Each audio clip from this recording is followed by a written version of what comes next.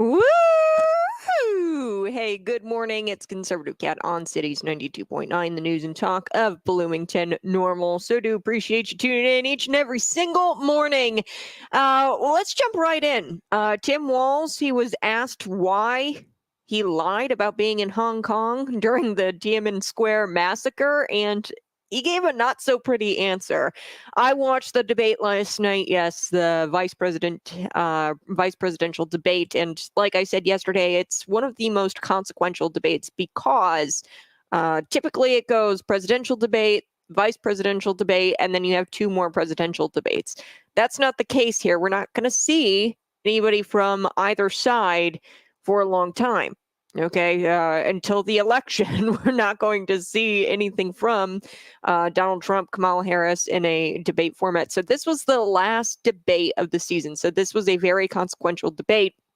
And it does make a difference. It's going to make a difference because Donald Trump is slightly up in the polls. And this is going to make the difference. North Carolina, they're sick and tired of the response to Hurricane Helene. The federal response is not there. So this is going to push them over the edge. If not the hurricane, then the debate is going to push them over the edge. Tim Walz, he was asked about why he lied about being in Hong Kong during the time of the Tiananmen Square. And yeah, it was not a good answer. We are going to get to these 8 illegals. They have been arrested for looting from the flood-ravaged victims in Tennessee. So not only is Kamala Harris not responding to the victims of Hurricane Helene, they're also contributing to the problem. But with their open border policies, they're contributing to the problem. There in North Carolina, I've got friends, family in South Carolina, and they're really struggling as well in South Carolina. So everybody's, talk about the Southeast. Nobody's talking about these mountainous areas, and North Carolina is a swing state. So if not for the vice presidential debate, it's definitely Hurricane Helene that's going to bring them over to side with Donald Trump because they're sick and tired of this. And we shouldn't be shocked by this. This happened in East Palestine, Ohio. It also happened with Maui. Their response was terrible in both those situations. So we're going to get to all of that, plus a popular actor from Hollywood has an endorsement of Donald Trump. And says that he wants to make America great again. So this popular actor, he actually is shocking Hollywood with this endorsement. And I hope that more actors and celebrities come out and endorse Donald Trump. There have been a lot. Nobody talks about it. Dennis Quaid. You've got Elon Musk, right? There's a ton of people who have come out and have supported Donald Trump. We just hear about Taylor Swift, Billie Eilish, and all these, leftist celebrities. I do want to get into J.D. Vance calling out Tim Walz for his free speech comments. I'm so happy that J.D. Vance did not let him run away from his comments. This is crucial that we as Republicans, when they say threat to democracy, we actually point to their record where they tried to censor speech. January 6th, one thing that I wish J.D. Vance would have said during the debate last night was, hey, January 6th was a bunch of guys in silly hats. When he was talking about how there was gallows there and they were chanting that they wanted to hang Mike Pence, it was like this little rope noose thing that wasn't even like a real gallows. Okay, you couldn't hang anything off of that, and it was an expression. Okay, not one that I agree with, but it's political expression. And the only person who died during January 6th was a Trump supporter. At this point, I mean, through these last 4 years, the only people who have died, from what I've seen, are Trump supporters. Corey Compertour. Then you've got others who were shot at that Trump rally when he was almost assassinated and that bullet just grazed his ear. Then you've got Ashley Babbitt. We're falling off. I mean, the only people affected by this threat to democracy seems to be only Trump supporters. I do want to get to this. So I'm going to play a little bit of the debate. He correctly calls out Tim Walz for his anti-free speech comments. And then I do want to play what Tim Walz and what comments J.D. Vance is referring to here. So let's take a listen to some of the debate last night. Here we go. The most sacred right under the United States democracy is the First Amendment. You yourself have said there's no First Amendment right to misinformation. Kamala Harris wants to use the power of government and big tech to silence people from speaking their minds. That is a threat to democracy that will long outlive this present political moment. I would like Democrats and Republicans to both reject censorship. Let's persuade one another. Let's argue about ideas, and then let's come together afterwards. You can't yell fire in a crowded theater. That's the test. That's the Supreme Court test. Tim, fire in a crowded theater. You guys wanted to kick people off of Facebook for saying that toddlers shouldn't wear masks. Senator, the governor does have the floor. Fire in a crowded theater. That is criticizing the policies of the government, which is the right of every American. Senator, the governor does have the floor for 1 minute to respond to you. Yeah. Okay, so that was J.D. Vance holding his feet. He handled that so beautifully, J.D. Vance did. Obviously, J.D. Vance won the debate last night. We're going to get to the media's response as well.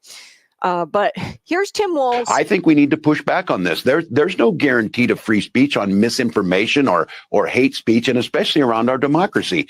I think we need.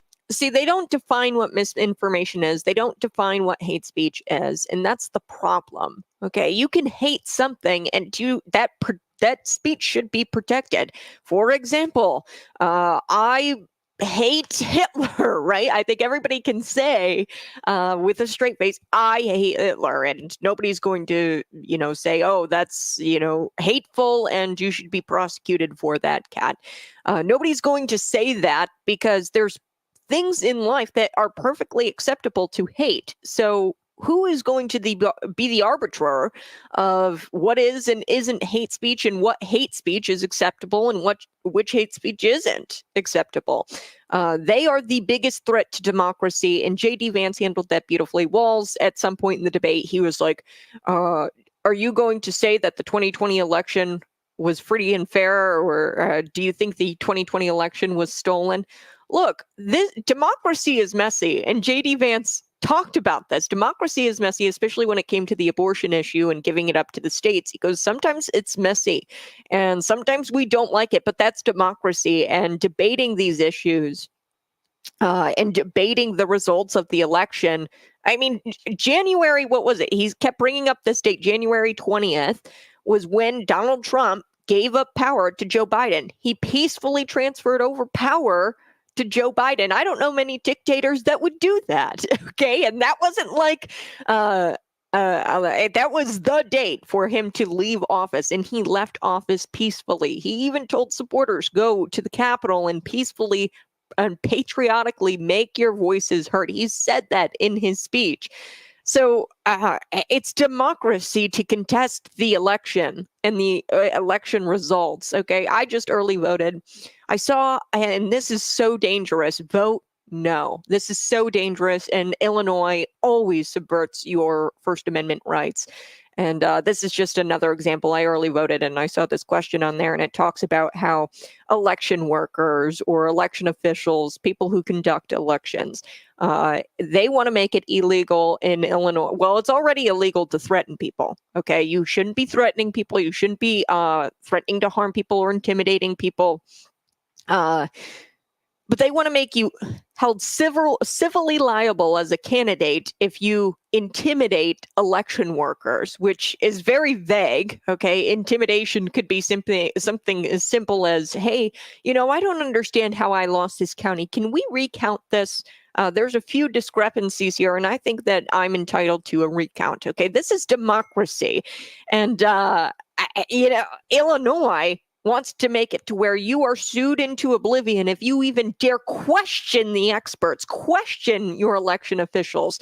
I fear people who say, don't question me, just trust the experts and shut up, sit down, and don't make any waves. That freaks me out. Okay, and people who aren't willing to challenge that process, people aren't willing to contest the election results. We should have that in America. Otherwise, we're no better than Venezuela. Okay. Oh, you have to accept the results. You have to accept the results. No, you don't have to accept the results. You should do everything in your power to make sure that those results are, in fact, free and fair. So Tim Walz, he is actually the threat to democracy, and J.D. Vance did a great job talking about that. I do want to get to Tim Walz blaming guns for gun violence. I will get to that here in just a little bit. But first, let's take a look at the mainstream media's response to this. Now, yesterday, I told you that they were already laying the groundwork for lowering the expectations of Tim Walz. They wanted to say, oh, he's not as well-spoken as a lawyer, or, oh, he's having anxiety about going up against a lawyer. This was from his team. Allegedly, they told people from CNN that he was nervous and that there was a lot of pressure from Kamala Harris because he has social gaffes. Specifically, Kamala Harris was upset about the one where he called her a prostituter instead of a prosecutor, so he messed up there. So they were laying the groundwork all day yesterday to lower the expectations of the American public for this guy. He was the clear winner. J.D. Vance was. Vance called him out, like I said, for the free speech. And this is where we start to politicians deciding what we can say. That's where real freedom dies. I don't know. The First Amendment, the Second Amendment, anybody who goes after those two things, they're the threat to democracy here. Okay, Vance called him out, and when you control speech, you're trying to control people's minds. At some point in the debate, Tim Walz had said something to the effect of, "Oh, we don't control Facebook." Wrong. Mark Zuckerberg came out and said that he was pressured by Joe Biden and his administration to censor people on Facebook when it came to COVID-19 and other things. The Hunter Biden laptop story, to censor that and dismiss it as Russian disinformation. We now know that the Hunter Biden laptop is all true. Everything in it is true. And that it's real. Okay, so they do control Facebook. Mark Zuckerberg said so. Elon Musk, when he obtained Twitter, he exposed that Twitter was controlled by the government. So J.D. Vance, brilliant. Walz also looked like a deer in headlights the entire night. I don't know who was prepping him, but his physical demeanor was not there. He kept looking down. His eyes were wide. He kept nodding. At some point, I thought he was like, yeah, I'm going to vote for this guy. Like he started nodding in approval of what J.D. Vance was saying. And he just like looked like he was like, yeah, I'm going to go vote for that guy and get myself a bucket of cheese curds and a beer afterwards. And I'm going to go vote for this guy. This guy seems to know what he's doing. That's what Walz's demeanor was like the entire debate, or he was a deer stuck in headlights. And I was really curious what that notepad said, because he kept looking down at it. He rarely looked up. And I would imagine he probably got the questions ahead of time. ABC moderator, or the ABC producer, swore in an affidavit that that's what they did with the Kamala Harris-Trump debate, is that they gave her the questions ahead of time, told her that they were going to fact check him and not her. I mean, an ABC producer of that ABC debate with Kamala Harris and Donald Trump swore, penalty of perjury, that happened, that they gave her the questions ahead of time. So everything on the mainstream media is going to say that J.D. Vance, he's just more experienced. He's a better debater. Look, Tim, you're a teacher, man. I would imagine that you tell your students all of the time to prepare for the test. You did not prepare. And I don't think we can chalk this up to a lack of experience, especially considering that Tim Walz, I'm not buying it. He's older. He's been in politics way longer. So I've got to take a quick break, but I'm going to play some clips from the debate next. I do want to get into how Tim Walz lied about being in Hong Kong during the Tiananmen Square massacre. At some point when he was asked about this, he said he rambled on about growing up in a small town in Nebraska, and he rode bikes with his buddies. That was his answer to why'd you lie? So he did terribly responding to that question. But I'll be right back discussing the debate, the vice presidential debate, which is consequential. You know, a lot of the time you'll hear CNN, ABC, CBS, any alphabet, soup media. They're going to tell you that this vice presidential debate does not matter. It 100% does, because we are living in a time where we're not going to have presidential debates. We know very little about Kamala Harris because she did not run in a primary. People are hungry to figure out who these candidates are. And the only debate that we have is really the vice presidential debate to look at, because we know Kamala Harris and the Donald Trump debate was skewed. We know that wasn't even really a debate. It was just to gang up on Trump. And an ABC producer swore that they gave the questions ahead of time to Kamala Harris. So that wasn't even really a debate. It was no good. So where are the American people at on this? They've only got one place to look, and it's this vice presidential debate. So it is consequential, and this is going to determine the election. It really will. I think that this put Trump right over the edge of Kamala Harris. I also think Kamala Harris's response to Hurricane Helene, which we will get to this hour, is abysmal, and the people in North Carolina are watching. That's a swing state. North Carolina's definitely going to go to Trump after this botched federal response. I'll be right back.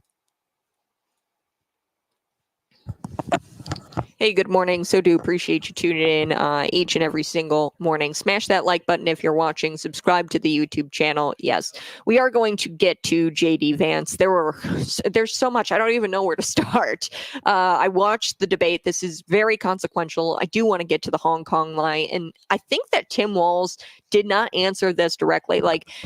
We know that JD Vance has this gift. No matter what you throw in front of him, even if he screwed up or said something that was wrong and you throw it up into his face, he's going to be able to combat that with, hey, yes, I messed up. He does this very, very well, where he says, I messed up. I'm asking you for forgiveness. Here's what I learned from that. He's very good at that. Tim Walz, when he's confronted, he widens his eyes, he gets combative, he stumbles, he slurs, and we saw this when he was confronted with his lie about being in Hong Kong during the Tiananmen Square massacre. Okay, he, rambled on about how he grew up in a small town in Nebraska where he rode his bike with his buddies, which didn't make any kind of sense. But here we have Tim Walz lying about this, and I think there's a reason why he responded the way he did. Guy is currently under kind of investigation for his ties with the CCP. Okay, so he might have been trying to kind of skirt the answering this question, because right now he's under fire for having connection with the CCP and ties to the CCP. The GOP Oversight Committee has heard of a whistleblower, and they've got information that directly ties him to the CCP. It's not normal for a school teacher, and I will continue to say this, it's not normal for a school teacher to visit China 30 plus times. That's not normal. And, he was very careful when they were speaking about solar panels, when they were speaking about global warming, when they were speaking about our foreign adversaries. He was very careful not to, agree with JD Vance, in the sense that JD Vance really kept it to this. We need to increase our energy production here in America. Okay, that was JD Vance. If I had to sum up the debate, that was his position. He goes, we need to start making energy here in the United States. And Tim Walz shied away from that. He completely avoided that sentiment altogether. And I think the reason why is quite literally, he could be a foreign agent, a Chinese spy, or working for China, quite literally.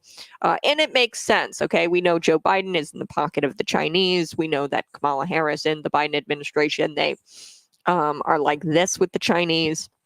So we know that he's under fire for this, and he probably couldn't be honest where he says, oh yes, I lied about this, or he was very careful with how he answered this, because he might have people in China looking and watching his responses.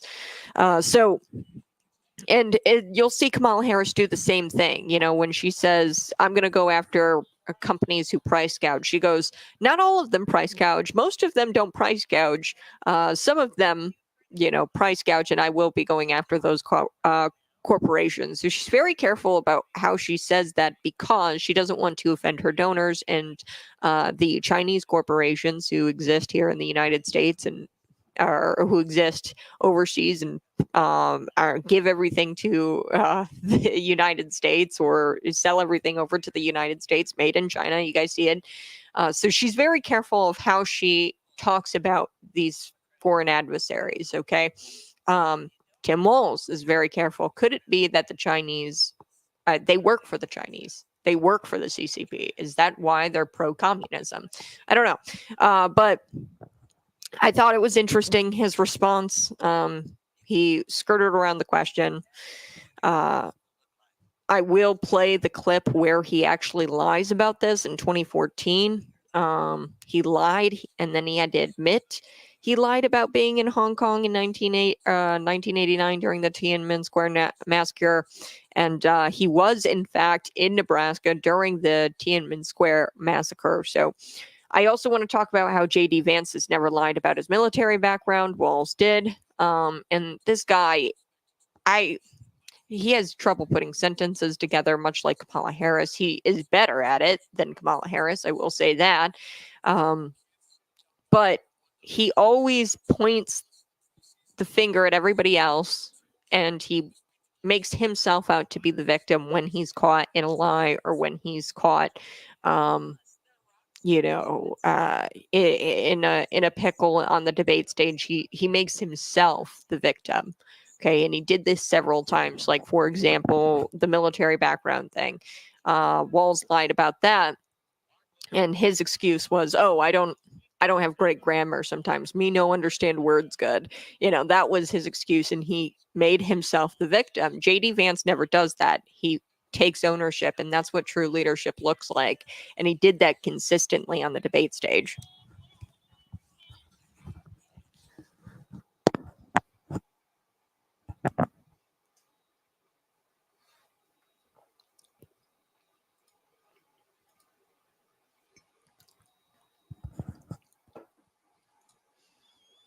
Hey, good morning. So do appreciate you tuning in each and every single morning.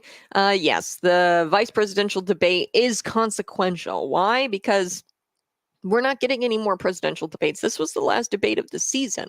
All right, folks. So this is going to make a difference. Despite what the mainstream media would tell you, Donald Trump is polling ahead of Kamala Harris nearly in almost every poll.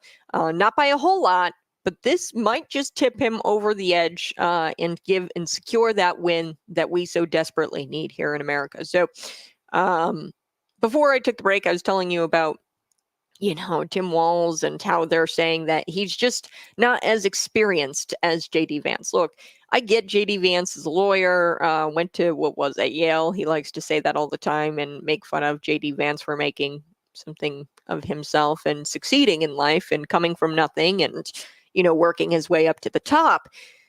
Tim, you're a teacher, man, right? You're a coach, as he said. He mentioned this way too many times in the debate. I'm a teacher. I'm a coach. And like I said yesterday, I don't know if you really want. I know some teacher friends of mine, they're kind of hesitant to even tell people that they're a teacher in today's world because the kids can't read. The kids can't do math. That's not something to really be proud of. The public education system is not something to be proud of. And I know of teachers who say, I really don't want to tell people I do public school teaching because of how bad it is. And I don't want them to think that I'm contributing to the problem. And, you could be a great teacher, but that doesn't, take away from the facts that public school results in kids not being able to read and kids not able to do math. You get the kids home, and every parent goes through this. They don't know what. I mean, like I said, I went to college sophomore year. There, she was a sophomore, and they passed her. I don't know who passed her. What public school teachers did this? Allowed her to graduate high school. She couldn't even read. She could not write. I was shocked, and she was a sophomore in journalism school. I was like, what? How does this happen? It's incompetent pissants like Tim Walz, who are in the public education system, and they just, say, yeah, go ahead. We don't strive for excellence. And it's very clear that he's not the type of teacher who would say, oh, you need to prepare for a test. He's not that type of teacher. He doesn't think that you need to prepare. He doesn't think that despite your lack of experience, you can definitely come out ahead. Okay, so you might not have received all the tutoring, in school as the other kid who did receive that tutoring, but you can hit the books and study yourself. Right. And I'm not buying it. I'm not buying the whole, oh, JD Vance is more experienced and he's a better debater. I'm not buying it. I'm not, because Tim Walz, he's older. He's been in politics way longer. And I think I could even make the argument that he is more experienced. He's run for office several times, served in Congress. He's been a governor for 2 terms.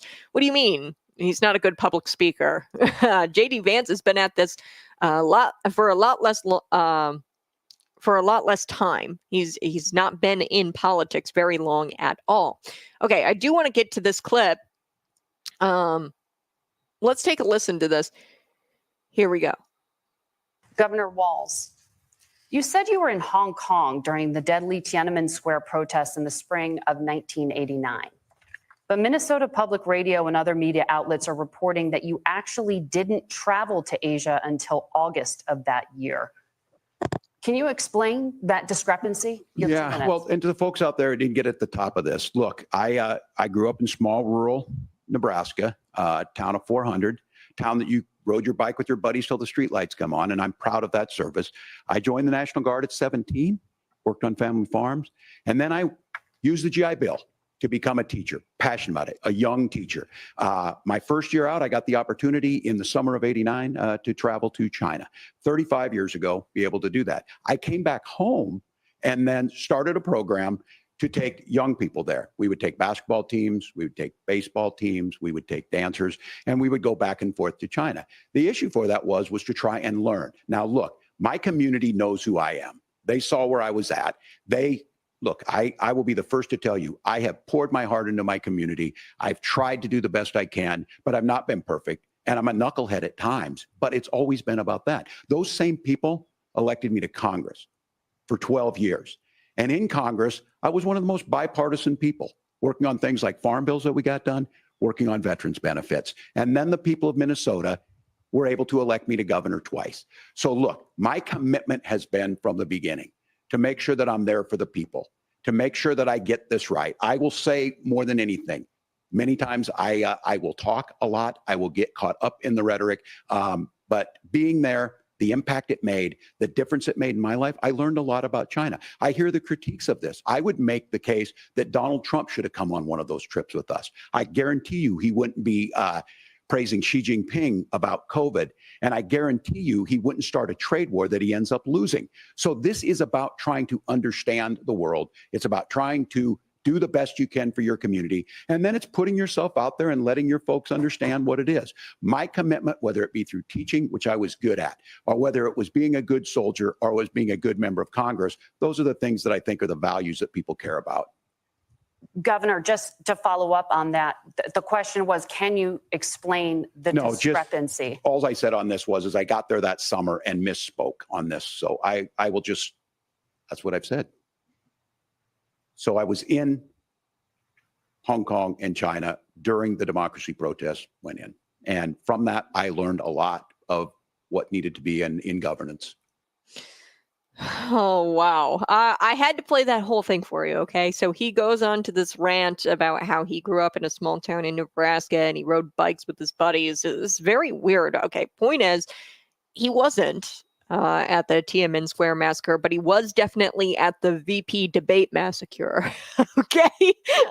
He was destroyed, demolished, even, I will say, at that VP debate. And wow. He lied about that.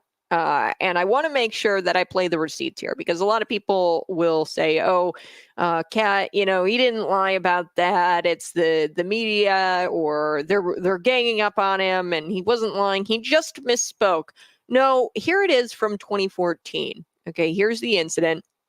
This is crucial that you listen to this. Here we go. This is 2014, May 20th, 2014, in Congress, lying. This was not this is not a grammatical error. This is not, I misspoke.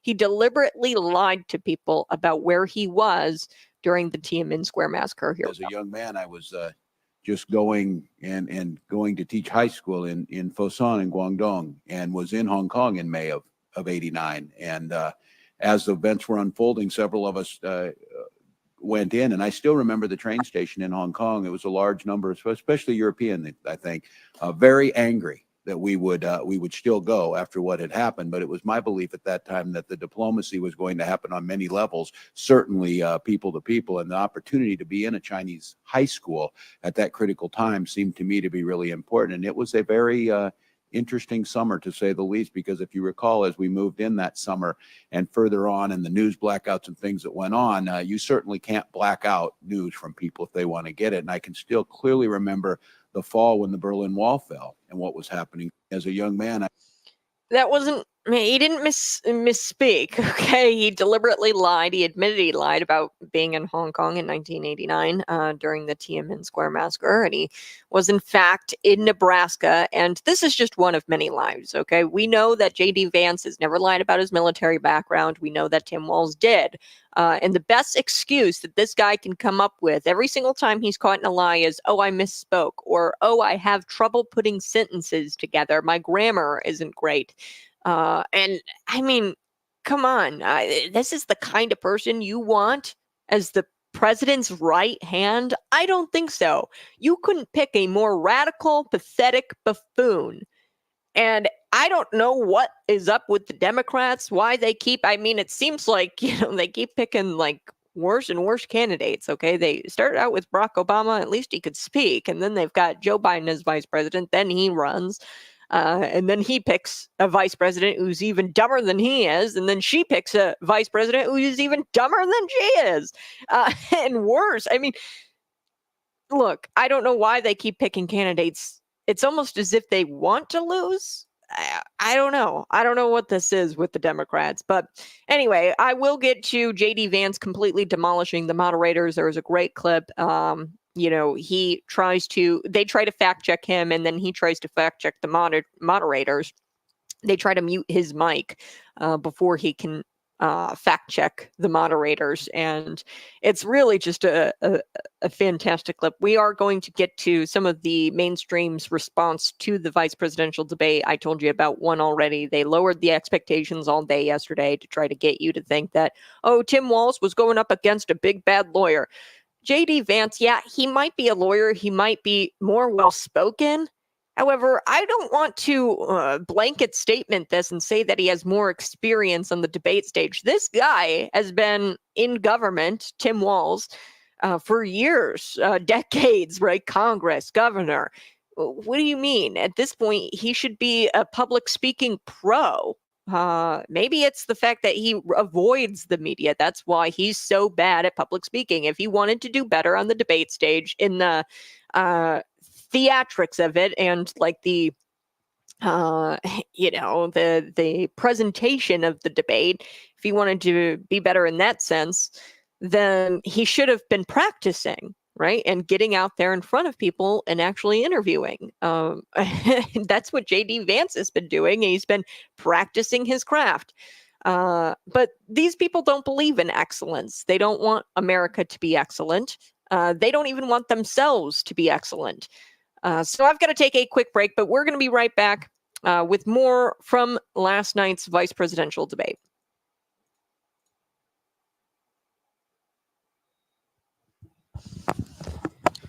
Good morning. Hey, thanks so much for tuning in. I so do appreciate it. Yes, Christian, he lied and he won't admit it. Yeah, he didn't admit it on the debate stage last night, but he has admit that he lied. You know, I played for you the 2014 clip of him actually lying there, and clearly that wasn't misspeaking. He deliberately lied.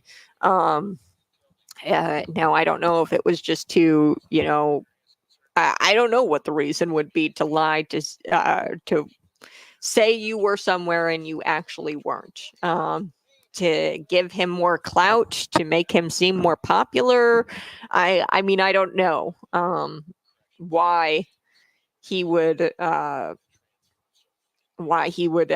about something like that. I also don't know why he would lie about his service. I don't know why he would lie about his wife going through IVF treatments. He lied about that. She fact-checked him on that. His own wife said that that wasn't true. He also lied about receiving an endorsement from the Nebraska Chamber of Commerce. Not true. He just lies to lie, I think. He's just pathological, okay? And he doesn't strive for excellence. Clearly, he's avoided interviews. JD Vance at every single morning when I wake up and I do the news and I look through my show prep, I'm looking at JD Vance. He's on CNN, he's on ABC, he's on CBS doing interviews. Dana Bash, he's going up against people who are traditionally adversarial against Republicans, mainstream media, and he's putting himself in these uncomfortable situations so he can get better. There is a fundamental difference between Republicans and Democrats, and it's this. Democrats don't care about excellence. Republicans care about excellence. They care about the details. They care about how they present themselves, and they care about the way they look to the American people. A lot of the times, these elected officials look better, sound better. Donald Trump is, I wouldn't say as polished. However, he's not running around in chucks and trying to demean the American people's intelligence. Okay. So he's not running around and, with a one earphone plugged in, an Apple Pod plugged in and chucks, this is Kamala Harris, where she runs around and she tries to act like she's one of us. And it's so clear that she's, attempting to, really just insult our intelligence. She's insulting our intelligence by attempting to be like us. She's not middle class. I've gone through that several times. Tim Walz isn't middle class. There's no way that you can travel to China 30 plus times on a teacher's salary. Okay. He's not middle class. Kamala Harris is not middle class. She was never middle class. Her mother, equivalent to today's dollars, had a divorce settlement of, what was it, $100,000, something like that. Now, back then it was $20,000 or something. But in today's dollars, it would be equivalent to $100,000. Okay. She also was a cancer researcher, made decent money. I won't say that she made a ton of money as a cancer researcher in Canada, but Kamala Harris grew up in one of the wealthiest, at a time, the wealthiest suburb in Montreal, Canada. Her father was a professor, made a couple $100,000 a year, something like that at Stanford. Now, I don't know if the father contributed financially. He says he does. He said he did, and he was always there, and he provided for his children, Kamala and her sister. He says he's done that. Donald J. Harris, which is kind of funny, Donald J. Trump, Donald J. Harris. She also comes from a family of, honestly, slave drivers. Hamilton Brown, her great granddaddy, was a slave driver. And owned plantations, things like that. So, I mean, she doesn't have middle class roots. Okay. Tim Walz, I don't know how much more obvious it could be. How many school teachers, if you're a school teacher, how many times have you visited a country and gotten plane tickets to go to a country?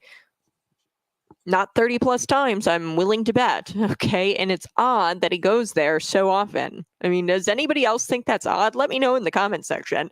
You go somewhere 30 times, you're a regular. Like when he gets to China, does Xi Jinping like give him a handshake and like they say, oh, we named a drink after you, Tim Walz. And he sits down at a diner and he orders a Tim Walz drink.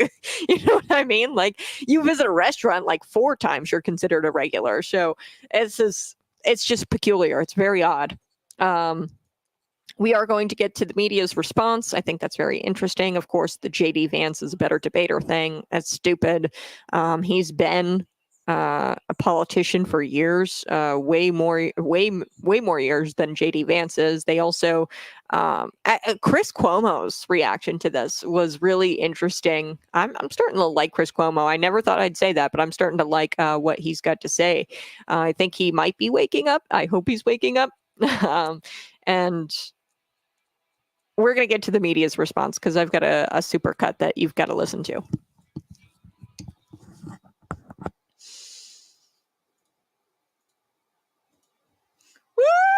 Woo! Hey, good morning. It's Conservative Cat on Cities 92.9. You can find me on Facebook, YouTube, and subscribe to the channel. Really appreciate you being here. Yes, I watched the debate last night. I watched it so you didn't have to. I'm giving you the highlights this morning. I do want to get to the media's reaction. Okay, so you've got Geraldo Rivera. He says JD Vance won the debate. Chris Cuomo, he talks about how JD Vance fact-checked the moderators, and he was absolutely right and correct. I'm starting to like Chris Cuomo. Some of the things he said, he talked about the DNC debate, or the DNC, the Democrat National Convention, and he talked about how, you had all these donors looking down upon the people who are actually doing the work and going out there and advocating for these candidates. Meanwhile, you've got the candidates and all of their donors who paid thousands upon thousands, millions for, these seats at the Democrat National Convention. I'm starting to like what Chris Cuomo says, which is really weird. That was not on my bingo card. So let's take a listen to some of the media's response. Here we go. There is no doubt in my mind, however Governor Walz did in terms of sincerity, that Vance won this debate. Does Governor Walz have a problem with the truth? No. They were talking at one point, Vance wanted to correct something about how Haitians got into this country. And he was right. And the moderators wouldn't let him correct it. It's very interesting.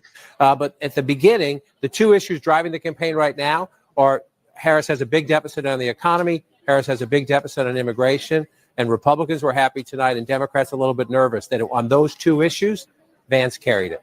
JD Vance is much more experienced at this, at public speaking, at defending himself, at pivoting. It's the audacity. I agree with you that we're in year 9 and no one knows how to cover the audacity. Mm-hmm. The audacity is that someone should have said, stop it, stop. Are you effing kidding me? And they should have dropped that F-bomb, right? I mean, they should have just, this is a debate. This may be the only chance people have to see the difference. And that last clip that you had heard there was MSNBC having a live meltdown. They were losing their minds after JD Vance's performance. CNN's Jake Tapper, he says JD Vance is a better debater. I've, debunked this. Of course, the mainstream is going to say that. Tim Walz has been in the public eye for years, and he's been a governor for 2 terms. He was in Congress. He's a school teacher. You would think that he'd be pretty. It wasn't just the public speaking. It's not even just the theatrics of public speaking that he was bad at. He outright lied. He lied about the Tiananmen Square massacre. He lied about gun violence. The moderators lied about gun violence as well. They gave all kinds of statistics, and I hate when they do this. And I'm going to get to this here in just a second, but they lie about gun violence, and they include 18 and 19-year-old gangbangers into the statistics that gun violence is like the number one thing killing children, which is not true at all. When you take out the 18 and 19-year-old gangbangers in Chicago, when you take them out of that statistic, it's like drowning or like heart disease or something like that. And Yeah, they just he lied. He said that oh, guns are the only reason why there's gun violence. Guns are the only reason. It's just the guns, to quote Tim Walz.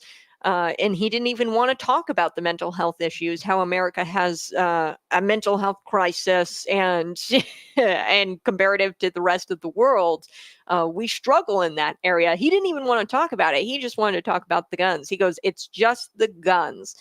So he constantly lied. So it's not even really about the theatrics and the public speaking element of this. He outright lied several times. He also lied. I'm going to get to this fact check on Tim Walz about his abortion statute and what it is over there in Minnesota. Illinois and Minnesota are very similar when it comes to abortion laws.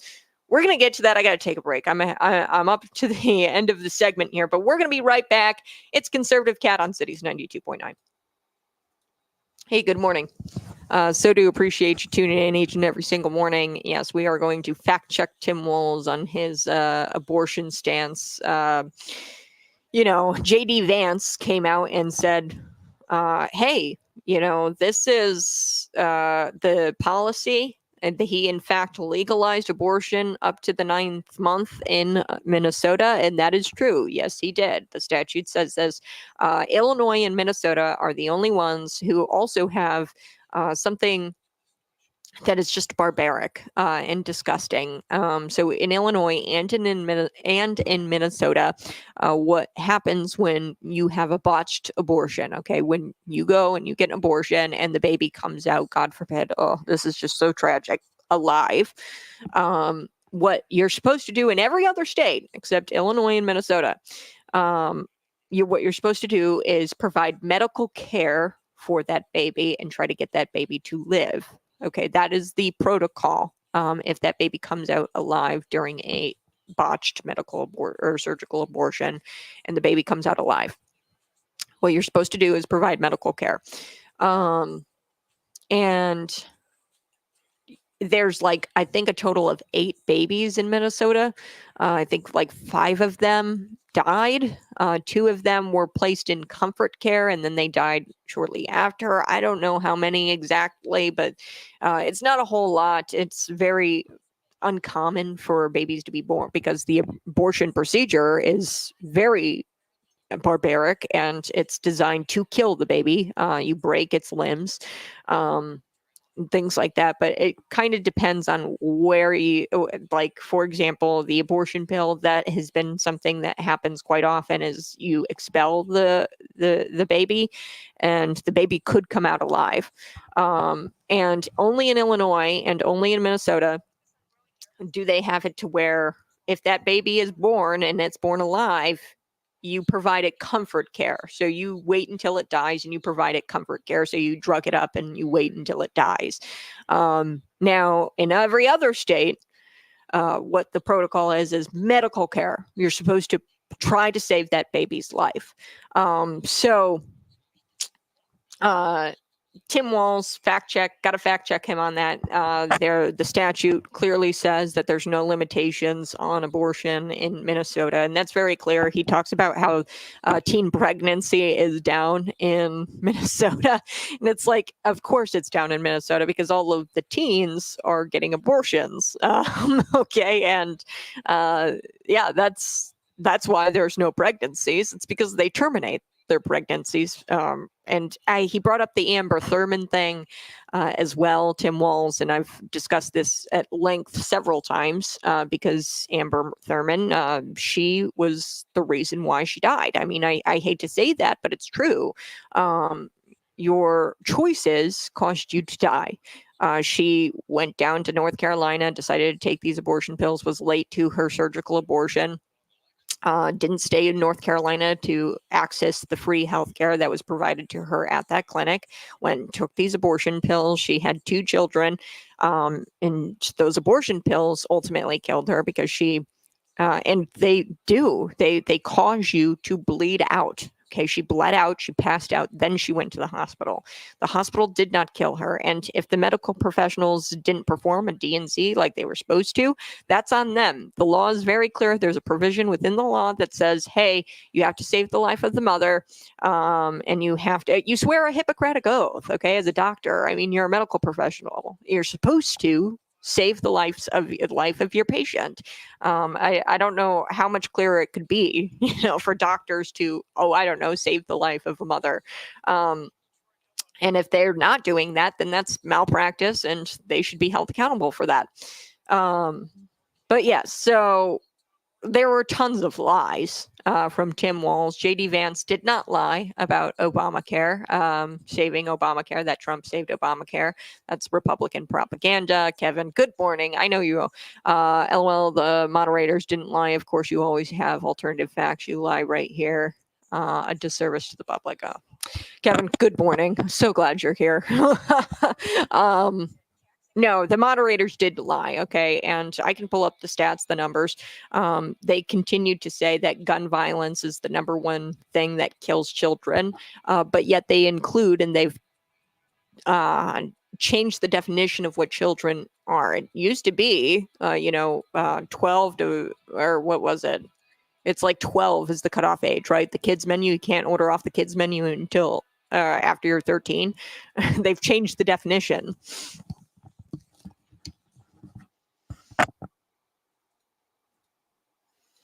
Woohoo! Hey, good morning. I so do appreciate you tuning in each and every single morning. Yes, we've got some commenters.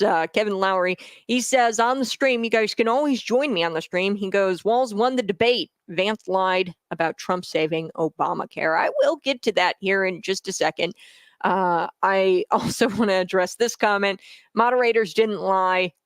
You always have alternative facts. I do want to bring up the moderators lying. One, they lied, and J.D. Vance fact-checked them about legal immigration. What Kamala Harris is doing with this app that legal or illegal aliens are using, that does not satisfy your legal the legal process of immigration. Okay.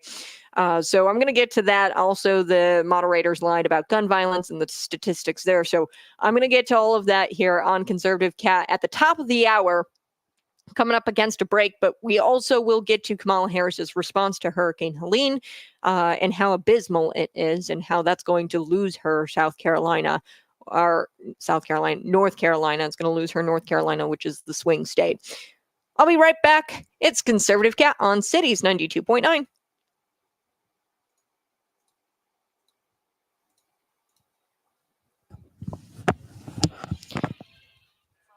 Good morning. I so do appreciate you tuning in each and every single morning.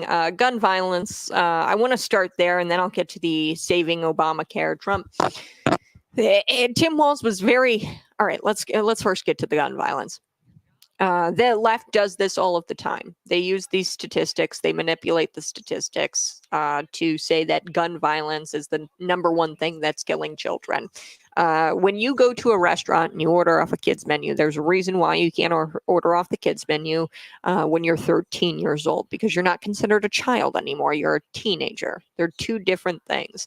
But even if you were to include 13, 14, and 15, 16, and 17-year-olds, this statistic still would not be what they're saying it is, where gun violence is the number one killer of children. Okay, even if you include all those teenagers, they include in that statistic 18 and 19-year-olds. Okay, those aren't children. First of all, those are adults. And if you were to take those ages out of that statistic, right, then it's not even close, because what's going on is in these major Democrat-run cities, you have a bunch of gang violence. You have a bunch of teenage gangbangers, 15 to 18-year-olds, and they're gunning each other down, specifically Black teenagers. Okay, that is the statistic. That is what's true. Okay, you remove that from that statistics.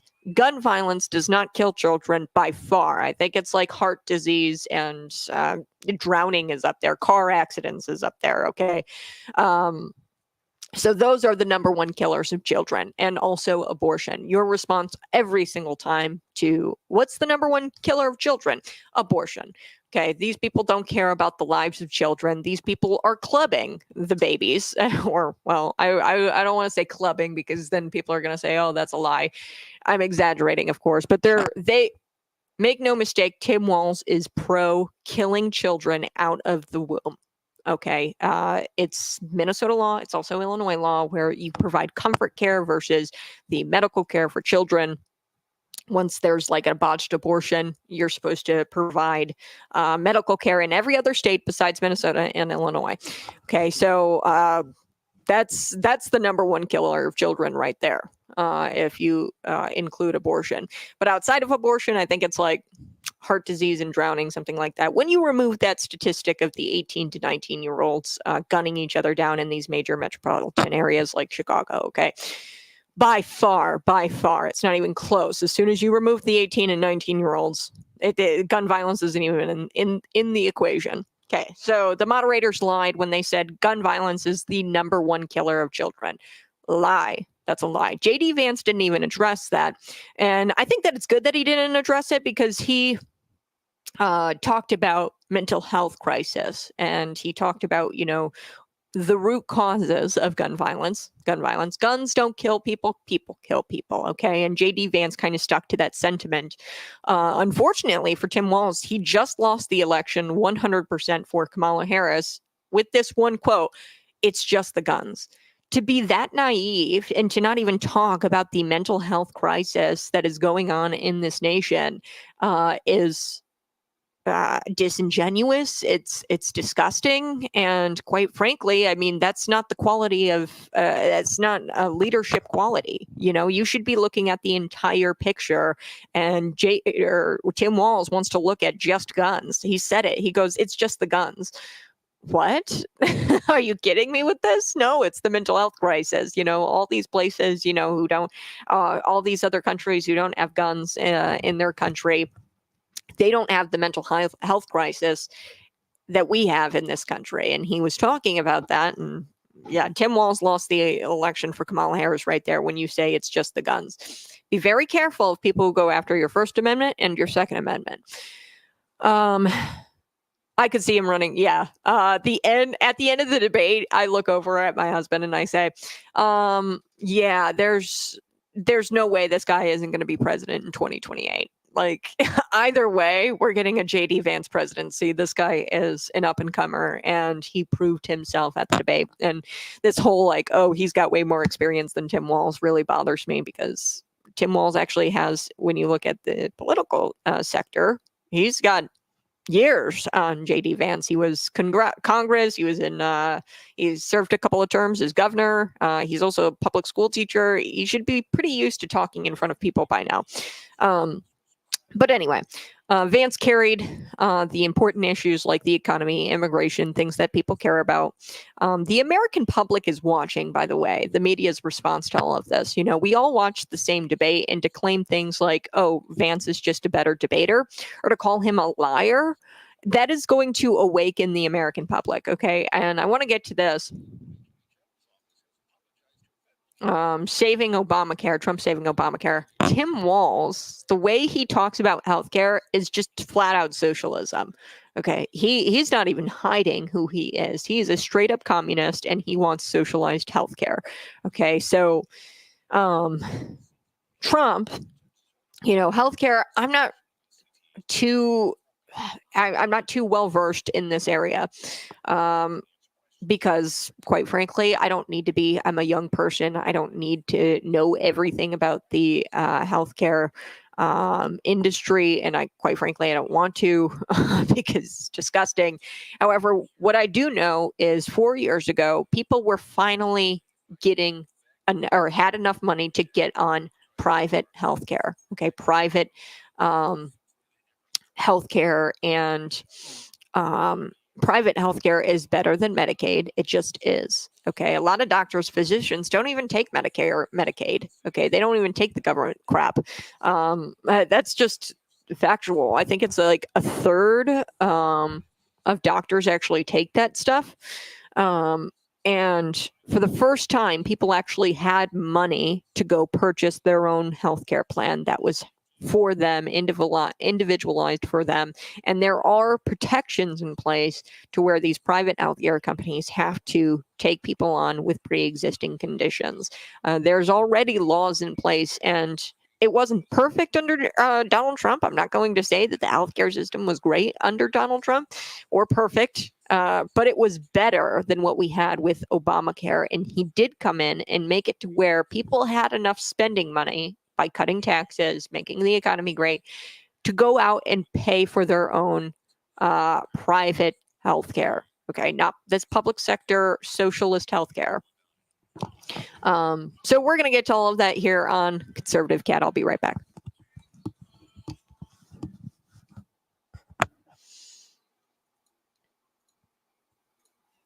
Hey, good morning. I so do appreciate you tuning in each and every single morning. It's a daily show Monday through Friday.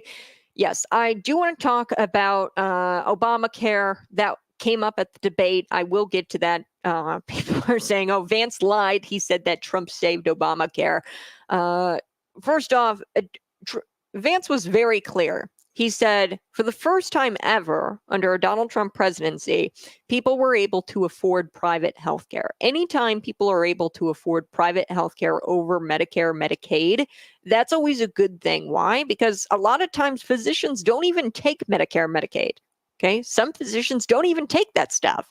And anytime you have enough money or enough money in people's pockets, and you put enough money in people's pockets through tax cuts, through a great economy, they're going to go out and they're going to buy their own healthcare, the healthcare plan that best suits them. Okay, and they're going to be provided excellent care versus this socialist government healthcare crap.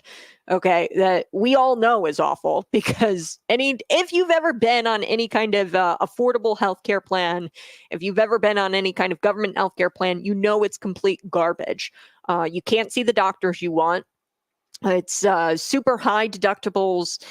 You know it's garbage. Okay, so Obamacare was trash, and for the first time ever, Trump swooped in and he made it to where some people were able to get off of that and go into private healthcare plan, which is always a great thing. There are protections in place, laws on the books that make it to where these healthcare providers have to provide healthcare to people who have pre-existing conditions. Tim Walz clearly stated that he is pro-communist healthcare, government healthcare, and he wants to abandon completely the private healthcare industry, and he wants to make it to where the government is in charge of your healthcare. Okay, and they say, oh, you should have the freedom to make decisions over your own body, right? This is what Democrats always say all of the time. Making it to where government is in charge of your healthcare and the only option you have is the government healthcare that they give you is not being in charge of your own body. Having your private healthcare plan that you select, that you pay for, and you have a say in, that is freedom over your own body. Okay. So I'm going to get to that a little bit later. I do want to get to, where do I start? I don't even know where to start. Let's get to this to Kamala Harris and the 8 immigrants. That's where I want to go. These 8 immigrants in this area, they looted this flood-ravaged area, these flood-ravaged sections of Washington County. These 8 men were arrested for looting. So 8 migrants. Not only is she not responding, Kamala Harris and Joe Biden. Joe Biden was on the beach somewhere. I think he took a phone call on the beach. And then there was a photograph that Kamala Harris took while in, I think, Air Force, while in the plane. And she had a headphone in and she was like writing down. She looked very serious and she looked like she was working, but she didn't even have her headphone jack plugged into her phone. Her phone was sitting on the table. And she didn't even have her headphones plugged in. It was a fake photo. It was a hoax. And it was, a stunt, like everything. She's just inauthentic. So 8 migrants were arrested, reportedly for looting victims of Hurricane Helene in eastern Tennessee. Unclear how many of them are going to be deported. Probably none of them under the Biden-Harris regime. But a news release states 5 men were charged with aggravated burglary for breaking into occupied structures, and 3 were charged with burglary. So you've got this flood-ravaged home. Your door probably is off. You've got flooding. What these illegal immigrants did, they went in and started stealing from the victims of Hurricane Helene. Do you think our borders are? Kamala Harris is going to start another bailout fund, because I bet she will, for these illegal immigrants, right? I mean, do I have to remind you that she started this Minnesota Freedom Fund to bail out the violent rioters during the BLM riots? She also authored legislation to end cash bail at a federal level and eliminate mandatory sentencing, mandatory minimum sentencing. She opened up the southern border for criminals to flood into our community. She's praised the defunding of our police, specifically in Los Angeles. She's advocated for decriminalizing illegal immigration. She compared ICE agents to the KKK.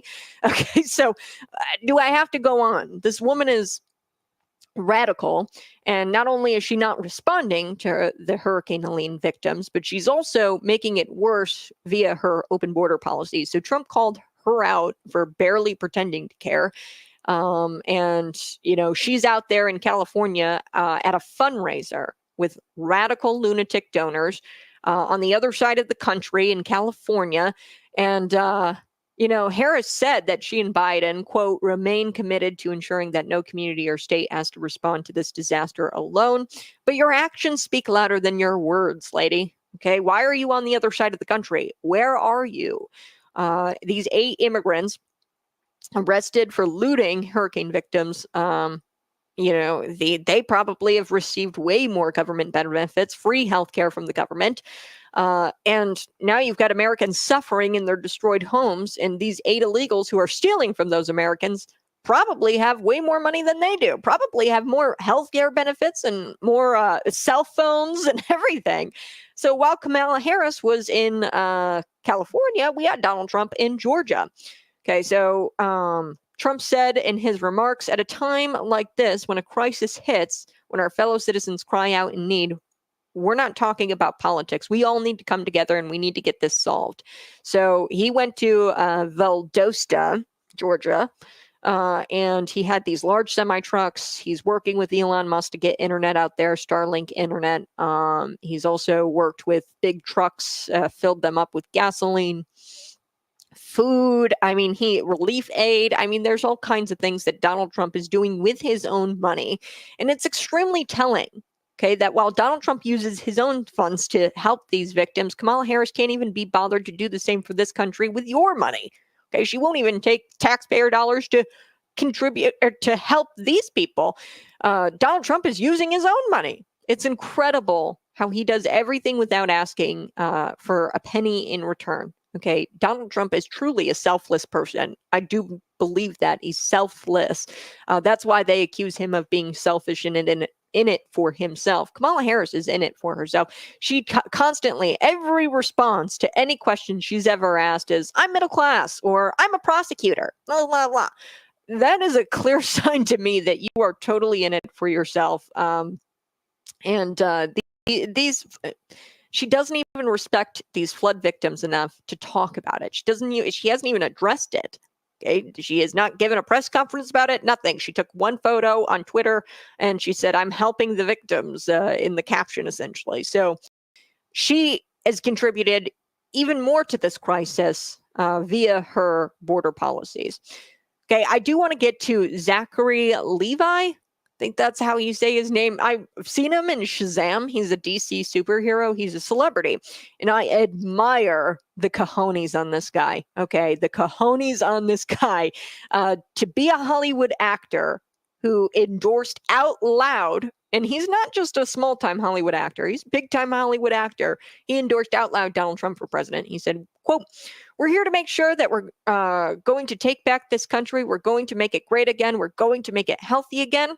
He said this at a pro-Trump rally in Michigan featuring Robert F. Kennedy Jr. and Tulsi Gabbard. He goes, "I stand with everyone else who's standing with President Trump, because I do believe of the 2 choices we have, we only have 2. Donald Trump is the best man to get us there, to get us to a great again, a great country." He said, "I grew up in a family that was Christian conservative. that was pretty much the lane we were in. My parents were Kennedy Democrats and then turned into Reagan Republicans, and they taught me to have a healthy level of distrust for government and a healthy level of distrust for industry that runs amok. So the healthcare industry, it just runs amok. The left is going to claim that no one cares about Zachary Levi and nobody cares about what he thinks. But, they're out there and they're demanding that everyone with a platform endorse every political agenda that Kamala Harris has got out there. And then they turn around and they cyberbully quarterbacks' wives, Brittany. I don't know what her name is. I know Patrick Mahomes is the quarterback, and Brittany Mahomes, she doesn't even go out there and she doesn't do pro-Trump posts. She just goes out there and she likes posts that are pro-Trump. Okay, so the left will cyberbully her. They'll demand that Billie Eilish, Taylor Swift, that they get out there and they endorse all of their political agenda. And they're going to pretend that nobody cares about what Zachary Levi thinks. But here's what's really interesting. Zachary Levi, his political leanings are very moderate. Okay, he says, "Look, we give too much money to big pharma." He questions the left's relationship with big pharma. He's also questioning why we give so much money to Ukraine. We give them blank checks, and he's in the middle of this major franchise right now. I think it's like Harold and the Purple Crayon or something like that. So he's making these major movies, and he's not like some little guy in Hollywood. So to not only endorse a Republican, but to endorse Donald Trump really takes some cojones. And I'm excited for this. I also find it interesting that the endorsement is connected to Kennedy and Tulsi Gabbard. Both endorsing Trump was important because it brought in huge voting blocks, Democrat voting blocks, by the way, and moderate Democrats. Look, Democrats are dissatisfied with their party. Okay, this is an unmitigated disaster. The regime, the border, the economy, and moderate Democrats are looking at Tim Walz up there on the debate stage, and they're thinking to themselves, wow, how far has this progressive left taken us? I mean, Tim Walz is pro killing babies at 9 months and pro leaving them on the table to die if there's a botched abortion. Okay, that's the law in Minnesota and in Illinois. So, like I said, I hope that more people follow Zachary Levi's footsteps, to do so out loud and at a rally, and encourage people to vote for Trump. This is huge. So Kennedy and Tulsi, they are particularly famous people for speaking out, risking their careers to say nice things about Donald Trump. And people see this, okay? People see that you're risking everything. Zachary, Kennedy, Tulsi, you guys are risking everything. And why would they do that if it wasn't for a good cause, if it wasn't legitimate, and if this wasn't what they truly believed in? So I hope others start to do the same, where they start to endorse Donald Trump and they feel emboldened, especially considering famous Hollywood actor did so. So stay tuned. Maybe we'll start to see some more celebrities come out. I know Dennis Quaid was another one. Elon Musk, right? He's contributing billions to Donald Trump's campaign. So these are all people who are leftists. I mean, Elon Musk he's the guy that. So electric vehicles, I think the statistic is a lot of the electric vehicles and manufacturers that comes from out of country, where it's like China or something. And then right underneath that, there's Tesla. So Tesla is the major producer of electric vehicles in America right now. When you've got that guy endorsing Donald Trump, of course, Donald Trump is pro environment. Okay, of course he's pro environment. And yeah, I mean, I hope more people come out and endorse Trump because he needs just a little bit to put him over the edge. I think that this VP debate really put him over the edge. The response, Kamala Harris's response over this past weekend was bad, and I think that secured North Carolina for Donald Trump. So I'll be right back. I've got to take a quick break, but you're listening to Conservative Cat on Cities 92.9. Hey folks, if you're watching, go ahead and smash the like button. I've become friends with school shooters. I don't know what he was trying to say there. Does anybody know? Throw it into the comments section. I have no idea what he was trying to say there, but the gun violence thing is really an interesting, peculiar, where he says guns are the problem. It's just the guns. I have to take a quick break, but we're going to be right back. Subscribe and share this out with your normie friends.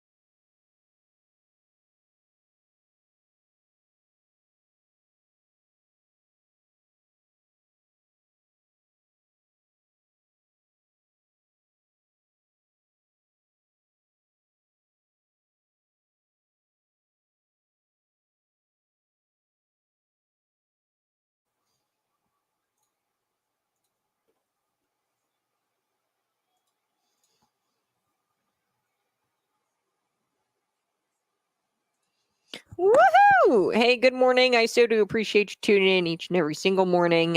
Yes, I will be on October 6th out at the Davis Lodge at 4 o'clock. So I really would hope that you get your butt there, enjoy the lakeside setting, enjoy the barbecue. There's going to be a bounce house for the kiddos.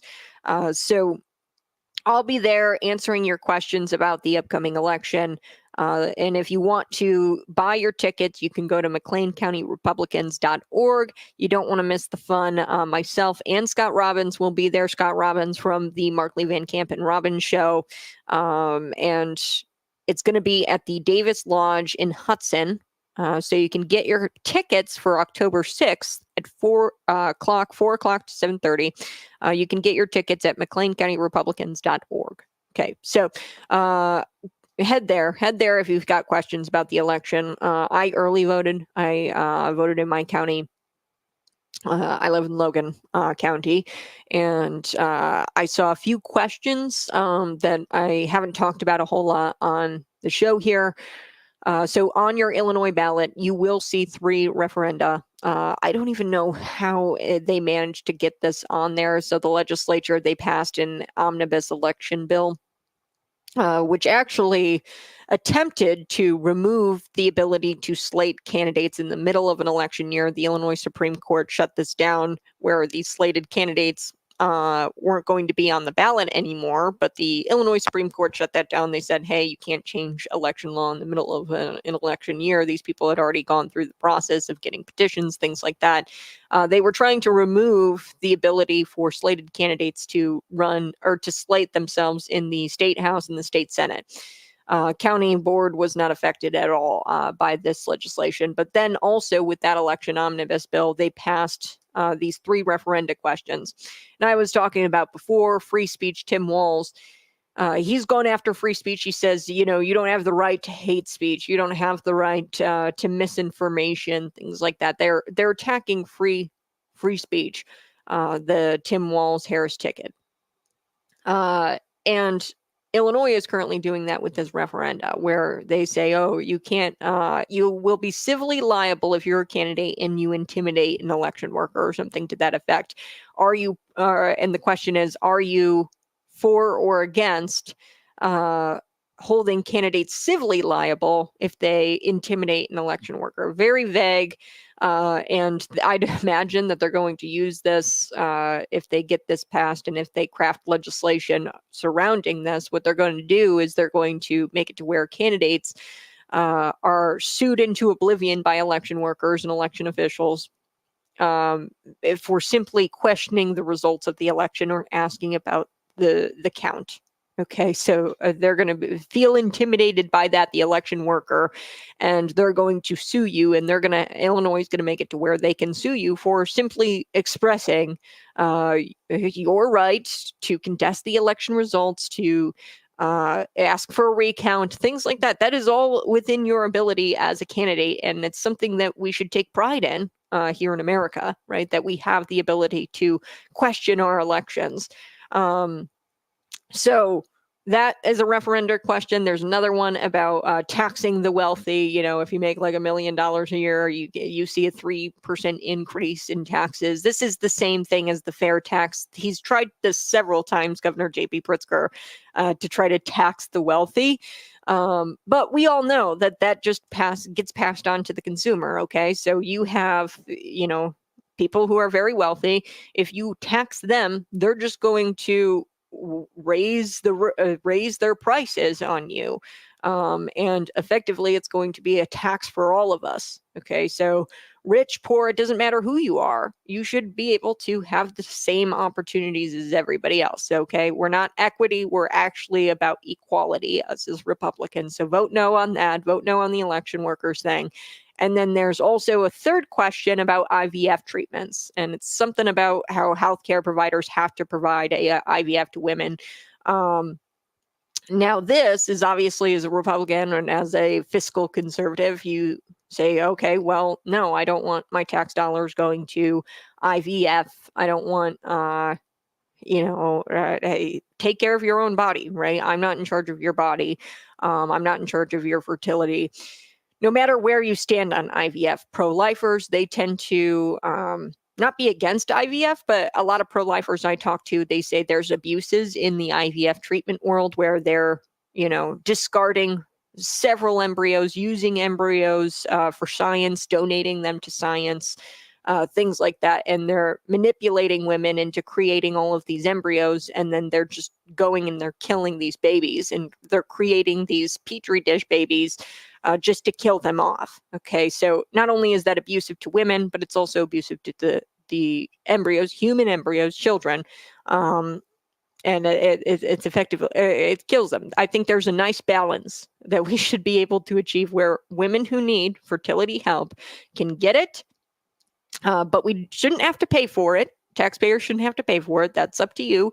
And then also, we shouldn't be abusing those treatments and using these embryos for science and whatever, selling them.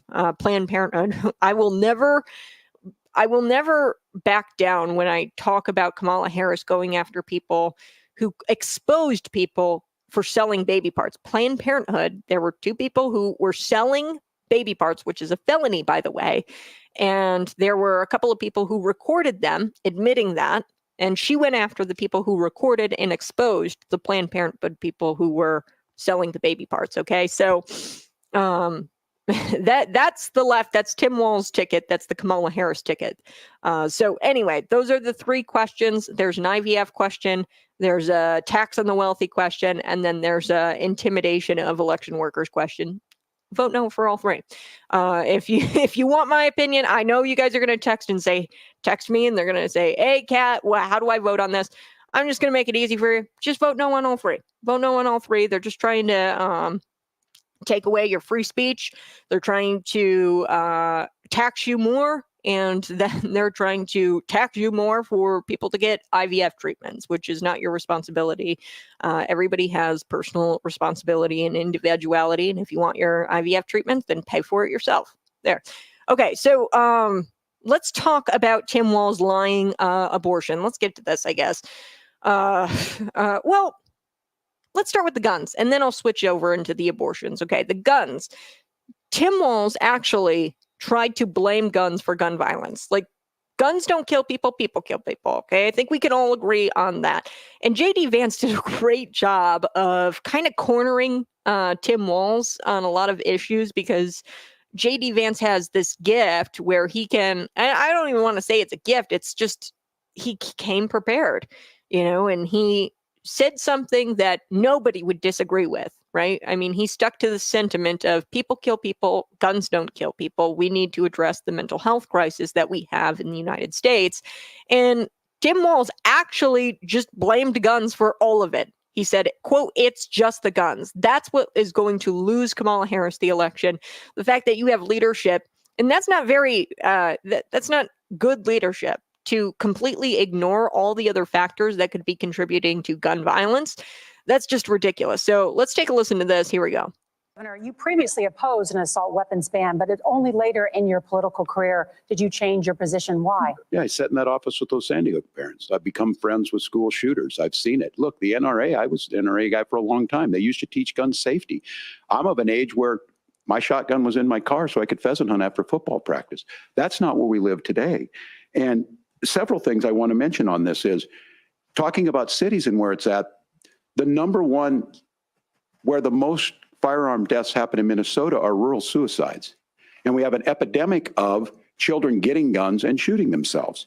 And so we have, and we should look at all of the issues, making sure folks have health care and all that. But I want to be very careful. This idea of stigmatizing mental health, just because you have a mental health issue doesn't mean you're violent. And I think what we end up doing is we start looking for a scapegoat. Sometimes it just is the guns. It's just the guns. And there are things that you can do about it. But I do think that this is one, and I think this is a healthy conversation. I think there's a capacity to find solutions on this that work, protect Second Amendment, protect our children. That's our priority. Okay. Real quick before I get into much more of this. Okay, look, sometimes it's just the spoons, right? You got to take away the spoons from the overweight people. This sentiment is just so silly. Guns don't kill people. People kill people. Okay, we got to stick to that sentiment. Also, it was just a disingenuous question to begin with. The moderators had said that gun violence is the #1 killer of children or something to that effect. And I've gone through this several times with you on Conservative Cat. That's just not true. What they do is they manipulate the statistics. When you go to a restaurant with your kids and they're over the age of 12, right, they can't order off the kids' menu anymore. Why is that? Because we have a definition for what kids mean. Okay, once you become a teenager, 13, that's teenager. We never used to incorporate teenagers into this statistic. Now they have lumped in all of these teenagers into this gun statistic. And what we're seeing in metropolitan Democrat-run cities, we see, unfortunately, Black teenagers, fatherless Black teenagers, a lot of the time, gun down each other. Black on Black crime, teenagers 15 to ages 19. Okay, we also, in this gun statistic that this CBS moderator cited saying that gun violence is the #1 killer of children, they lump in 18 and 19-year-olds into that statistic as well, which is very disingenuous, and it's just flat out lying to the American people. J.D. Vance did not fact check the moderators on that. He did fact check the moderators on something else, which we will get to here in just a second. But I've got to take a quick break. More on the gun violence in just a little bit. I got to get to the abortion thing too, because he lied there. Tim Walz, he did make it to where in his state you can abort children up to the 9th month. He also is pro, at least in his state and in the state of Illinois, by the way. There's only a few states that do this. If there's a botched abortion, you aren't to provide medical care to that baby. You are to provide what is called comfort care in Illinois and in Minnesota, and you are supposed to drug the baby up and let it die. Okay. Now, in other states, doctors have an obligation to provide medical care, okay, to that child. But they've specifically in statute in Minnesota and in Illinois, this is the case in Illinois, they've specifically said, doctors, you cannot save the life of this baby, which is so crazy that they accuse us of these pro-life laws, making it difficult for medical professionals to decide what to do when it comes to like D&Cs and things like that. They've actually crafted legislation that tells doctors what to do when it comes to saving somebody's life that violates their Hippocratic oath, that says, hey, I will save a life. I will always uphold the patient's life above all else, above any law, right? This is the Hippocratic oath, that you will do everything in your power to save a life. They've written legislation. Tim Walz, the governor of Minnesota, also our governor, that it's enshrined into law that you do not take care of that baby if it's a botched abortion. I do have to take a quick break, but you're listening to Conservative Cat on Cities 92.9. Hey, good morning, man. I mean, I can't believe how fast this show goes. If you're watching, go ahead, subscribe to the YouTube channel. Yes, so there's a whole lot we got to get to. One thing that I want to get to is also the guns. He says it's just the guns. It's just the guns. He is pro assault weapons. He didn't even really answer the question there, Walz. The moderator asked him, okay, you flip-flopped on your position here. You were pro assault ban, but now you're not. It doesn't make a whole lot of sense. And then he said something about like, oh, I'm friends with school shooters now, which what? Don't understand all that. I'm friends with school shooters. I love the meme that's circulating. There's a yard sign, a fake yard sign. I hope somebody actually creates this yard sign. It says Trump Vance 24. We're not friends with school shooters. I can't believe. I don't know if he misspoke again. That actually might have been he might have misspoke there, but I don't know. Very weird that Tim Walz said that he was friends with school. I've become friends with school shooters. That's why I no longer have this position on banning assault weapons. And when they say assault weapons, there is no true definition. It varies state by state. Right now in Illinois, there's a ban on assault weapons, and they've kind of defined it, not really, to where it's high capacity magazines, higher or bigger bullet size, things like that.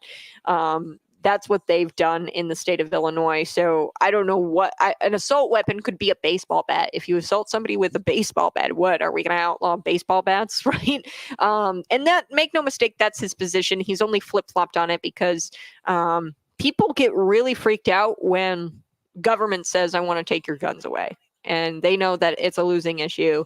They know that people understand and have common sense that guns don't kill people, people kill people. And unfortunately, you had Tim Walz up there throwing the election for Kamala Harris. Democrats should be upset with Tim Walz's performance here. He threw that election for Kamala Harris in that simple quote that says, it's just the guns.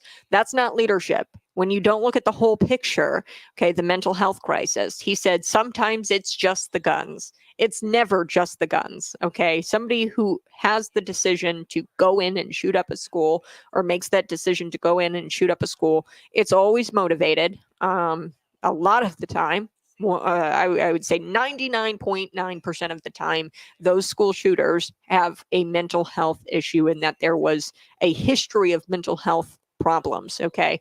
And he goes, I want to be careful that we don't stigmatize mental health. No, but we shouldn't allow people who are crazy and struggle with mental health to be out in public and affecting the public in a way that could be violent or dangerous. Okay, they could possibly be a danger to themselves or others. And unfortunately, Democrats have taken away insane asylums, places where we can actually house our mentally ill and keep them safe from themselves and keep them safe from others, or keep others safe from them. Okay, so unfortunately, the Democrats have made it to where, oh, you can't say anything negative about somebody with a mental health issue. No, that's not how we combat mental health. We look at it for what it is. We're realists about it. And what we should be doing is putting them in mental health institutions, insane asylums, things like that. Bring insane asylums back. I'm okay with that. We also shouldn't be prescribing children with medications that alter their brains or alter their hormones to a level that we've never seen before. More kids are on ADHD medication than ever before. And, you know, it's sad. Those types of medications alter the chemistry of your brain. They also can alter the synthetic hormones. This is the party that is pro synthetic hormones, giving children testosterone, giving women testosterone. That was the case in the Nashville school shooting. She was also motivated by disdain for Christians, Christian nationalists, something that Tim Walz, Kamala Harris has said a lot of times, where, oh, the Christian nationalists are the problem. Their rhetoric has probably contributed to some school shootings, much like the Nashville shooter. She said that she hated white kids. She said that she hated white Christians. Okay, so she was obviously motivated by hate that is espoused by the left. Okay, when we come back, we're going to chat a little bit about the abortion issue. J.D. Vance, he turned the tide on abortion for Republicans. You know, the whole time I wanted to scream at the TV because J.D. Vance was a little bit softer on abortion than I would have liked. However, he leveled with the American people. I think that, you know, there is this conversation that Republicans aren't good at, and it's abortion. So I think that there is a way to talk about it. In an optimistic way, rather than we are constantly going after the women who kill their babies and saying that it's wrong or saying that it's immoral. We need to shift the conversation. I want a federal ban. I hate abortion. Can't stand it. But J.D. Vance is onto something here when he talked about it in the debate, and let's get into it.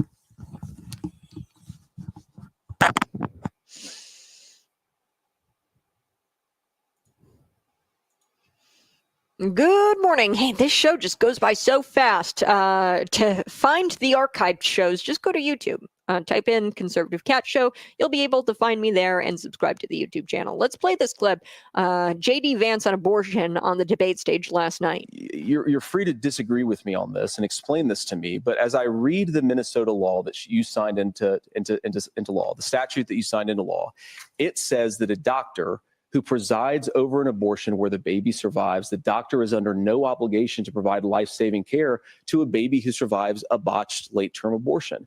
That is, I think, That's whether not you're true. pro-choice or That's not how the law pro-abortion, is. that is fundamentally barbaric. And that's why I use that word, Nora, is because some of what we've seen, do you want to force Catholic hospitals to perform abortions against their will? Because Kamala Harris has supported suing Catholic nuns to violate their freedom of conscience. We can be a big and diverse country where we respect people's freedom of conscience and make the country more pro-baby and pro-family. But please. Okay. So he talks about Tim Walz's position on abortion, the statute in Minnesota. It's similar to that of Illinois. And he leveled with the American people, and it was awesome. Believe me, when I say I hate abortion, I hate abortion. I am one of those nuts who is pro-federal abortion ban. J.D. Vance, Donald Trump, not far enough on abortion for me. Sorry. But that doesn't mean I'm not going to vote for them because they're the most pro-life presidency we've probably ever had. They got rid of Roe v. Wade, right? They overturned Roe v. Wade and gave it up to the states, which is a huge win. Huge win. And Donald Trump did that for pro-lifers. Okay. J.D. Vance on the debate stage talked about how Republicans need to get better at this because we need to stop demonizing women for having an abortion. And I am so guilty of this. Okay. It's just something in my gut and in my soul where it's just so disgusting that women would kill their children. However, I think Republicans, they need to turn to a position of optimism. Okay. Change our tune and figure out a way to effectively communicate with women that here in America, that shouldn't even be an option. Like, you shouldn't even think of that. You should be so financially secure. You should be so happy to have children that that's not even an option for you. Okay. And that's what he was talking about, giving money, keeping money in people's pockets, enough money to where they're like, yes, I'm going to have all the babies I want because I have money to do so, right? Financial security to do so. We should be focused on that and telling women that that is not their only option if they don't feel like they're ready for a child. Okay. And Democrats are very pro-killing baby. They're pro-abortion, and they will make it, they make you feel like that is your only choice. So the VP debate, it started out with Israel, which, I was thinking that they'd start out with the hurricane victims, the Hurricane Helene victims. They didn't. Now, they tried to frame the question about climate change with Hurricane Helene, okay? And J.D. Vance did a great job redirecting the question back to the victims, and he talked about climate change, and I think he did a great job. The cleanest solution in America is for America to do manufacturing and energy production here and not outsourcing it to dirty places like China. And unfortunately, Kamala Harris's policies and Joe Biden's policies would outsource all of our energy production and is outsourcing all of our energy production to places like China. So it's time to put America first again. I do want to play that clip on the other side. Gosh, I didn't get to anything I wanted to get today, but you're just going to have to tune in tomorrow and listen to some more conservative cat. I'll be back on the other side of this break with our last segment, but I'm going to play the climate change clip from J.D. Vance because it was just so well done. Hey, good morning. So do appreciate you tuning in each and every single morning. Smash that like button and subscribe to the YouTube channel. Yeah, that's a great comment. Yep, Vance looked like Abraham Lincoln up there. He sure did. Walz, I believe, is a foreign agent. I really do think that and I'd love to see what comes out of the GOP Oversight Committee. The way he answered questions, he completely avoided talking about foreign adversaries. He was not very good on foreign policy at all. He did not answer the Israel question correctly. That was probably out of all the answers that Tim Walz gave, that was the worst answer he gave when it came to Iran bombing Israel. Which happened, by the way, which is just so sad. That was probably his worst answer. But for some odd reason, I don't trust the guy. There's something off about Tim Walz, and I hope the Oversight Committee figures out what this whole ties to the CCP thing is really all about. So J.D. Vance did a great job tying this question back to the victims. They asked about climate change. The moderators tried to frame this question like surrounding climate change, and they didn't really talk about the victims at all. And J.D. Vance brought it back to the victims. And Kamala Harris, she is not responding out in North Carolina. She had this, whole thing where she took a picture and her earphone was like in there and she's like writing down. You guys can go look it up. That's the only response we've gotten from her. She talks about Hurricane Helene in the post on X, and she posts this picture of herself, and it's like, first, the headphone jack for her headphones is not even plugged into her phone, which is on the desk. So I think she's faking the whole headphone thing. Also, she hasn't been there. She's been campaigning in California. Joe Biden hasn't been there. He's been on the beach. Okay. And he took like a cell phone call, I guess, on the beach, and they recorded it. These people are so inauthentic. So, their response to the hurricane, it seems like they can't even be bothered to pretend to care, okay, with the election right around the corner. And that's unsurprising because they're focused on their donors. They're not focused on the people of North Carolina. They're not focused on Americans. They're focused on their donors and winning this campaign with their donors. That's why she was in California, right? But the people of North Carolina, they're seeing this. They're seeing it. They're seeing their actions. They're upset that, we give blank checks over to Ukraine. They're upset.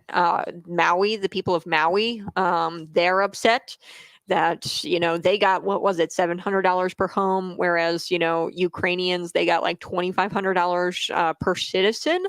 Okay, that's fact check me on that. $152 billion earmarked for Ukraine. These people can't even be bothered to respond to, the fire in Maui, the East Palestine, Ohio train derailment. Okay, they never have the correct response. They're not leaders. Okay, now Trump is out there, and he's providing Starlink internet. And meanwhile, you've got Kamala Harris's fake photo op with her headphones not even plugged in. And, that's just a slap in the face to the people who are stranded there. They're waiting for someone to save them. And she just seems like she couldn't even care. She could care less. There's bodies lying everywhere. Thousands are still missing. No federal aid. The media is just criminally silent on what's going on in North Carolina and in Tennessee. Kamala's opened the floodgates, made the world's problems America's problem. And now there's illegal immigrants who are looting the victims of these hurricane victims. So there's so much I could get into. I'm not going to get to all of it, but when we come back, I'm going to play this clip about climate change, and J.D. Vance inserted it very, very well.